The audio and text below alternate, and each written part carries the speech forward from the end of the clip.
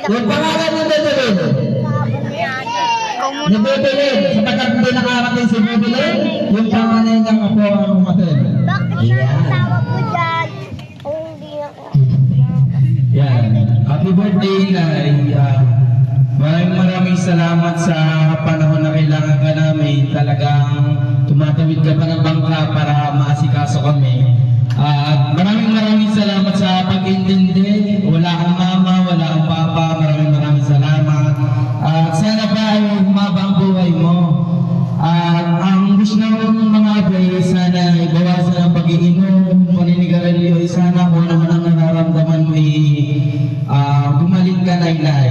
Tapos ayun, saka na ang regalo pag kaming lahat ay mga successful na. Yan. Maraming salamat po. Happy birthday. Kita nyo na, ang pangaral sa iyo ng apo mo, huwag kang mag-iinom. Kaya pala habag na habag, hindi makakainom ngayon. Susunod na po. Yung pangalan ko na ni Mete. Anak ni Bebelin. Asan dyan? Iya. Malamang hindi ka rin mag-iinom mo, hindi na.